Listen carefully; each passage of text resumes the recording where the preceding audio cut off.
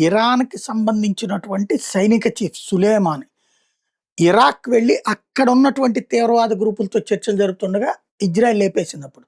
America నేనే లేపానని చెప్పింది. Israel చేసిందది. అట్లాగే ఇరాన్‌కి సంబంధించినటువంటి రైజీ అధ్యక్షుడిని లేపేసింది విమాన ప్రమాదం పెట్టి. అట్లాగే హమాస్‌కి సంబంధించిన చీఫ్ హనియేని అక్కడ ఇరాన్ వచ్చినప్పుడు అధ్యక్షుడు ప్రమాణ స్వీకారానికి వచ్చాక అక్కడ ఒక బిల్డింగ్‌లో ఉంటే లేపడేసింది. అంటే ప్రపంచంలో ఎక్కడున్న వెంటాడి, వేటాడి చంపడం ఇజ్రాయెల్ కలవాడు తన శత్రువుని. అలాగే కొమైనీని మొన్న అమెరికాతో కలిసి లేపడేసింది. ఇప్పుడు ఆ కొమైనీ కొడుకు ముక్తజా కొమైనీని వాళ్ళ మండలి నెక్స్ట్ వారసుడిగా ప్రకటించింది. అతను ఛార్జ్ తీసుకోవాలి.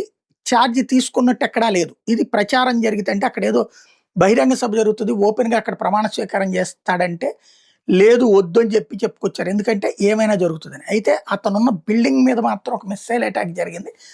అతను తీవ్రంగా గాయపడ్డాడు. అందువల్లనే ఆసుపత్రిలో ట్రీట్మెంట్ తీసుకున్నాడు తప్పించి బయటికి అతను ఎక్కడున్నదో చెప్తే దెబ్బతింటాడని దాస్తున్నారన్నటువంటిది ప్రస్తుతం అంతర్జాతీయంగా జరుగుతున్న చర్చ.